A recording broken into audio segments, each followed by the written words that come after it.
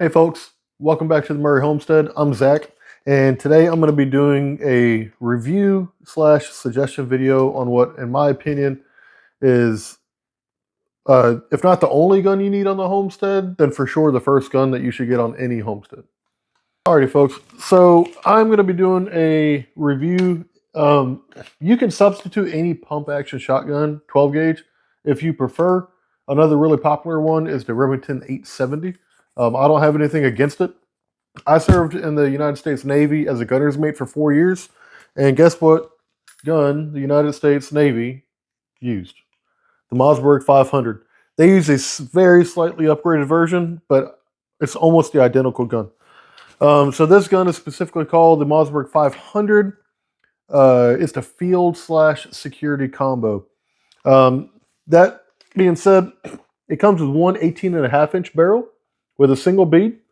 And then in the same kit, you also get a 28-inch dual bead barrel. In the kit, you also get a pistol grip. And I won't get too much into why I think pistol grips are, I'll just flat out say, dumb. Don't use a pistol grip, please. They serve no purpose except for it to look cool. And again, we used almost this identical shotgun in the United States Navy for clearing ships. If you can't get through, if you can get through a small passageway with this size firearm, you can definitely get through most hallways in your home and stuff like that. All right. So it does come with a pistol grip. I don't use it, and also 3 chokes. It has a 5+1 capacity, and that basically means you can hold 5 in the tube here and 1 actually in the chamber. It has wooden stock. I'm not sure exactly what type of wood this is. I would assume some sort of walnut. But you can see it's more than pretty enough. This is a very economical shotgun, and I'll get to that. But for a very, very economical shotgun, and I have not, just absolutely babied this thing whatsoever.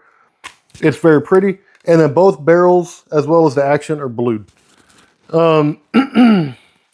So this, I honestly can't remember how much it was when I bought it because this is about 10 years old, but I just checked as of middle of February 2025.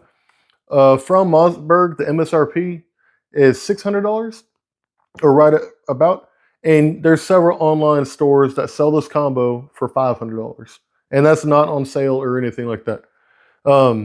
So why is a 12 gauge pump shotgun the best gun for the Homestead? And this one in particular, I will say just as far as the brand and the model, it is extremely reliable. Look it up on the internet, Google it. I'm not a Mossberg fanboy, but they are just absolutely well known for being durable. And depending on the climate that you're in, being able to have a pump, this is clear and safe, by the way. Nothing in there. Being able to have a pump is really good for really cold climates. In case the action sticks, you can manually rack that action. And because it is pump as opposed to semi-automatic, it's economical. And then in some states too, depending on where you live, sorry if you live in one of these states, but they have a lot more restrictions for semi-automatic weapons, whereas this is fully just a pump shotgun. The ambidextrous is, the safety is ambidextrous, by the way. So if you're left or right-handed, it works just fine for you. So that being said, this particular one comes with an 18.5-inch barrel and a 28-inch barrel. So when you're in your home, and this is the way we keep it here on the Homestead, I keep it right by our bed. The 18.5-inch barrel is a very good length for things, up and close. So I absolutely trust this firearm for home defense. I won't get into that. But it's a very good barrel length for that sort of thing. And also, if you just have it in your truck or on the back of your side-by-side or something, it's very, very manageable. What's so nice is that it also comes with this barrel that would be very good for birds. And that's, quail, pheasant, dove, whatever. And if you prefer to keep this longer barrel on it, there's nothing wrong with that. You can keep this barrel on all the time. You can still swing it around pretty easy. And yeah, use it for whatever you need. But the part that makes this gun in any 12 gauge pump, really, in my opinion, if there's only one gun on your homestead, it needs to be a 12 gauge pump. And if I had to pick out all the guns I have, it would be this one gun. It's because it is extraordinarily versatile. Between the barrels and the type of shot you put in there, you can do absolutely anything with this gun.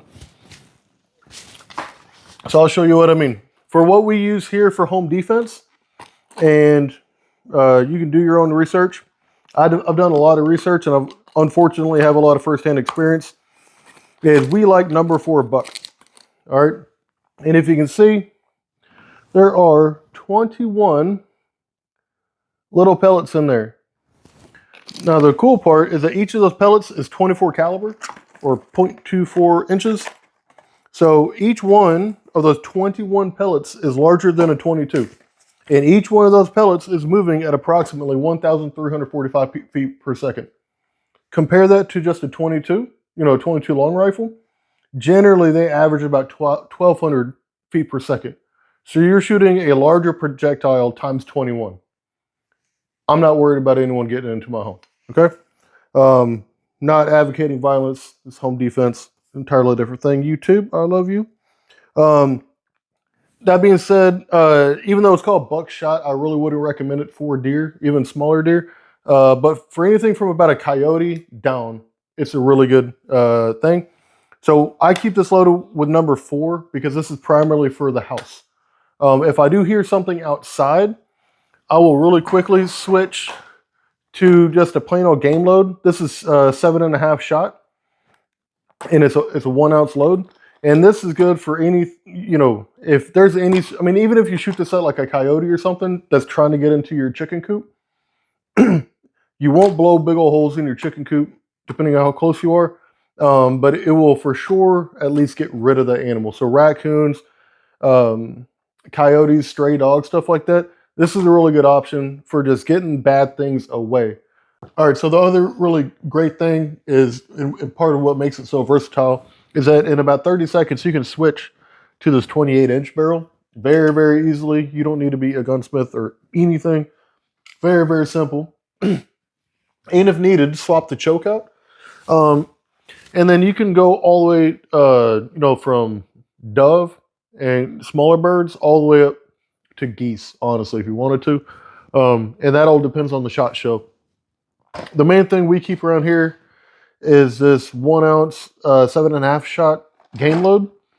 These, depending on how many you buy and where you buy them, are between about $8 and $12 a case, and there's 25 of them in each one. So that's like 35 to about 40, I guess like 48 cents a shot. And for the amount of power you get out of each shot, that's actually a pretty good deal in my opinion. And again, if you buy them in bulk, you can get them quite a bit cheaper. But these are really good for squirrels, rabbits. I would say like perimeter defense, I guess if you want to call it that, because the shot doesn't go super far. Always, know the rules, the 4 main rules of carrying a weapon. I'm not talking about that on this video. So always be safe, but this shot is so fine that it won't go through walls and stuff. So really good. I would say the other 2 shot that I would keep if I wanted to make this, and I have them, just not with me. If I want to make this, or if you want to make this, an ultimate do-it-all shotgun, is I would say double-aught buck, depending on where you're at in the country, and always check your local fish and game regulations. Double-aught buck is pretty dang good for deer and hogs and game like that, and slugs. Again, if y'all watch this channel a bit, y'all know I've lived in Alaska for 4 years. I used to live in Alaska for 4 years. And I don't care what the Discovery Channel tells you. They say they have these huge, 4570s and 457 Casuls and 50 Cal Smith & Wesson revolvers and stuff. Those revolvers by themselves can be like $2,000 all day. All right. You know what Alaskans really carry for bear? 12-gauge shotguns. Again, they don't stick in the cold, so you can rack that action very easily, even if it gets ice on it. And two, you put a slug in here, you can actually stop a bear. All right. So I guess that's about it. I just really wanted to. We are just now starting to do gun videos here, or freedom sticks. um, Here on this channel, I'm very, very pro gun, very, very 2A, and I've served 4 years specifically in the military, specifically working with firearms. I've seen them in action, I've used them in action, I know what they do and what they're capable of, but I've also hunted and fished my entire life. I probably shot my first firearm when I was, I don't know, I'd say 6 or 7 for sure, and I haven't stopped since then. We are very apprehensive to do it before because of YouTube and Google and all the rules.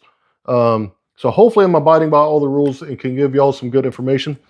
So I would say in conclusion, if you're on a budget or you just don't want a bunch of firearms in your home, some people, I think every home should have a firearm, period, as long as, you know, it's a safe environment and you have a safe place to store it. But a lot of people, you know, they want one firearm in case something goes bad or in case there is a coyote eating their chickens or something, but they might not be, you know, wanting a whole bunch of ARs and stuff hanging on the walls. That's fine. I understand that.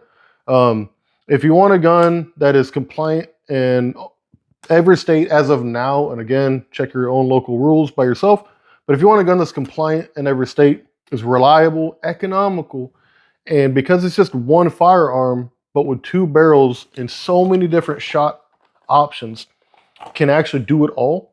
You get an American-made, under warranty too, firearm that can do dang near everything for $500 at your door, or excuse me, at your local FFL. I cannot think of a better option or a better recommendation for anybody's first gun on their homestead. So if you like this type of content, please like and subscribe, hit the stupid bell. We're at almost 300 subscribers, which I think is just super cool.